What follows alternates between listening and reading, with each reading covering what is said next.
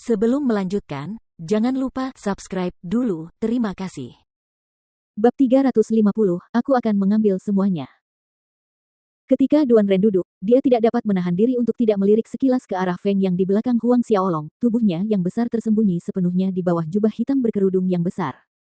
Selama perjalanan mereka, Feng Yang tidak mengucapkan sepatah kata pun, tetapi ada suasana yang unik yang datang dari Feng Yang membuat Duan Ren merasa sedikit tidak nyaman.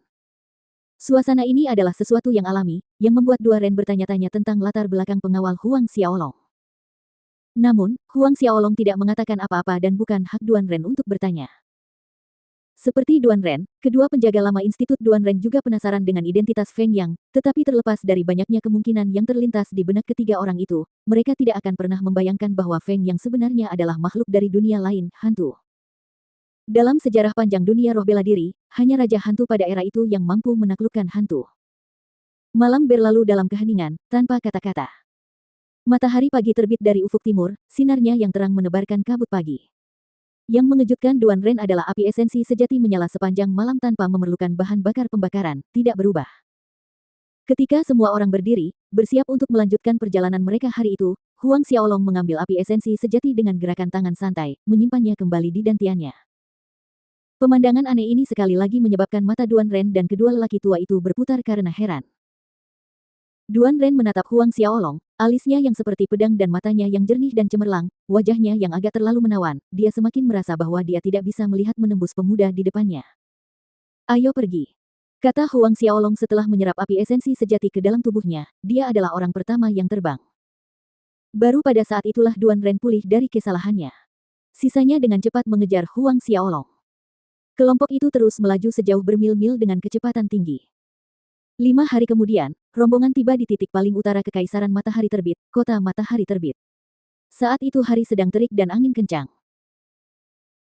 Huang Xiaolong berdiri agak jauh dari gerbang kota Matahari Terbit, mengamati barisan kereta dan kereta kuda yang tak berujung, lalu dia berkata dengan sungguh-sungguh, kita akan memasuki kota untuk istirahat sebentar, kita harus mengambil kesempatan ini untuk memahami situasi terkini hutan asal.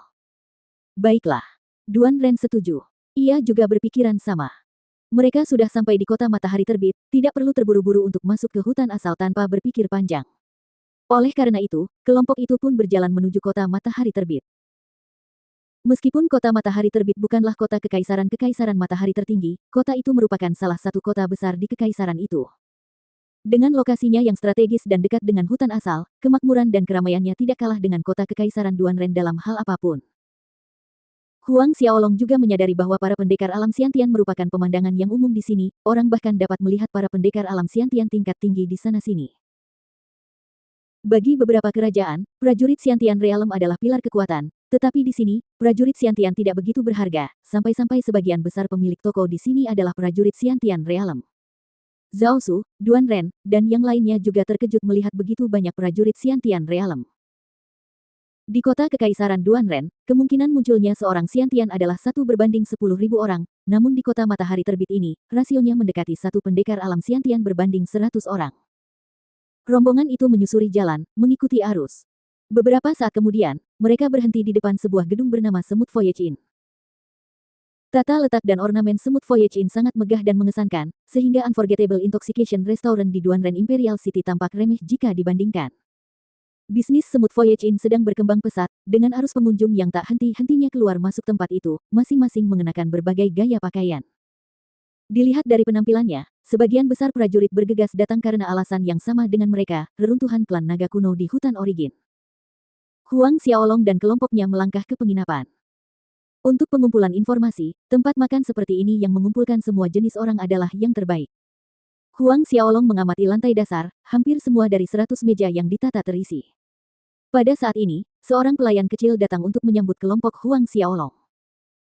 Tujuan utamanya adalah mengumpulkan informasi, jadi alih-alih naik ke lantai pertama atau kedua, Huang Xiaolong hanya memilih meja kosong di lantai dasar. Sambil duduk, Huang Xiaolong bertanya pada pelayan kecil itu, apa anggur terbaik yang Anda punya di sini? Kemanapun Huang Xiaolong pergi, ia jarang kekurangan anggur berkualitas. Pelayan kecil itu menyeringai, Tuan muda, anggur kualitas terbaik kami adalah anggur Origin, yang dibuat dari 100 jenis herba dan buah yang dikumpulkan dari hutan Origin, tetapi harganya tidak murah, setiap kendi harganya 200.000 koin emas. Oh gelombang, 200.000 koin emas. Huang Xiaolong tercengang. Anggur termahal yang pernah dicicipi Huang Xiaolong adalah anggur sapiditi di Institut Duanren yang harganya hanya 10.000 koin emas per kendi. Dia tidak menyangka anggur origin ini harganya berkali-kali lipat lebih mahal. Pelayan kecil itu menambahkan, "Tuan muda, selain Origin Wine, kami juga punya Dragon Tiger Wine, Monkey Wine juga sangat enak, hanya beberapa ratus koin emas." Pelayan kecil itu berpikir bahwa Origin Wine terlalu mahal untuk Huang Xiaolong karena keheranannya, jadi dia merekomendasikan anggur lain yang lebih murah. Dia telah melihat terlalu banyak reaksi yang sama dari para tamu setelah mendengar harga Origin Wine. Lagi pula, orang yang bersedia membayar 200.000 koin emas untuk sekendi anggur jumlahnya sedikit. Huang Xiaolong tidak mempermasalahkan kesalahpahaman pelayan kecil itu, katanya, "Pertama, bawakan 5 kendi anggur asal dan 1 meja berisi hidangan terbaikmu." Pertama, bawakan 5 kendi. Pelayan kecil itu tampak tercengang, "Tuan muda, apakah Anda yakin ingin memesan Origin Wine? 5 kendi, itu berarti 1 juta koin emas." Huang Xiaolong mengangguk. Dia mengeluarkan sebuah cincin spasial, membuka pembatasnya, dan meletakkannya di atas meja, sehingga pelayan kecil itu dapat melihat dengan jelas tumpukan demi tumpukan koin emas setinggi gunung di dalam ruang di dalamnya. Cincin spasial ini dulunya milik Lily dari Blood Dragon City sebelum menjadi milik Huang Xiaolong setelah membunuhnya. Melihat banyaknya koin emas setinggi gunung di dalam cincin spasial, pelayan kecil itu gemetar, tidak yakin apakah itu karena takut atau kegembiraan. Detik berikutnya, sikap pelayan kecil itu berubah 180 derajat, mengangguk dengan saksama, menunjukkan rasa hormatnya yang sebesar-besarnya, memberitahu Huang Xiaolong untuk menunggu sebentar sementara dia bergegas pergi untuk menyiapkan pesanan. Tak lama kemudian, pelayan kecil itu kembali dengan 5 kendi Origin Wine dan menyajikan hidangan harum di atas meja. Setelah menyajikan anggur dan hidangan, pelayan kecil itu tidak pergi, sebaliknya, ia menunggu di dekat Huang Xiaolong dengan sikap ramah, kalau-kalau Huang Xiaolong punya pesanan lagi. Salah satu dari 2 guru suci terhormat Institut Duanren membuka kendi acak, mengisi 5 mangkuk anggur untuk semua orang. 5 karena hantu raksasa Feng yang tetap berdiri dengan setia di belakang Huang Xiaolong. Meraih salah satu mangkuk anggur, Huang Xiaolong mengangkatnya, "Saudara Duanren, silakan." Duanren segera mengangkat mangkuk anggurnya, "Tuan muda Huang, Tuan Zhao, silakan." Duanren mengetukkan mangkuknya ke arah Huang Xiaolong, Zhao Su, dan 2 rekannya sebelum meneguk seteguk anggur. Cairan itu mengalir perlahan ke tenggorokan dengan kelembutan yang membara, murni, melunak menjadi kelembutan yang hangat serupa dengan perpindahan dari satu era ke era berikutnya, terus berubah, meninggalkan seseorang dalam lamunan dan kerinduan akan rasa yang lain. Pelayan kecil itu memperhatikan Huang Xiaolong, sarafnya tegang. Huang Xiaolong mengangguk senang, tidak buruk.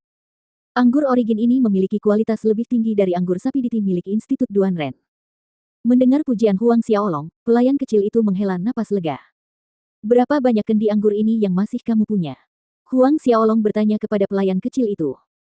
Pelayan kecil itu tertegun sejenak, "Masih ada 532 kendi di gudang bawah tanah." Huang Xiaolong berkata, "Aku akan mengambil semuanya." Semuanya. Pelayan kecil itu tergagap. "Tidak bisa?" tanya Huang Xiaolong. Tidak, boleh, tentu saja boleh." Jawab pelayan kecil itu tergesa-gesa, meskipun hal semacam ini belum pernah terjadi di penginapan, tapi tetap saja. Tidak ada aturan yang mengatakan bahwa tamu tidak boleh membeli semuanya. Pelayan kecil itu pamit dan segera pergi. Huang Xiaolong tertawa, lalu menjelaskan kepada Duanren dan yang lainnya, "Selain berlatih, aku tidak punya banyak hobi kecuali anggur yang enak." Mereka yang ada di meja itu tertawa kecil. Beberapa saat kemudian, pelayan kecil itu kembali, tetapi kali ini, dia tidak sendirian. Pelayan kecil itu berada selangkah di belakang seorang pria setengah baya yang gemuk. Rupanya, pria setengah baya ini adalah pemilik penginapan. Tindakan Huang Xiaolong yang ingin membeli semua Origin Wine yang tersisa tentu saja membuatnya waspada.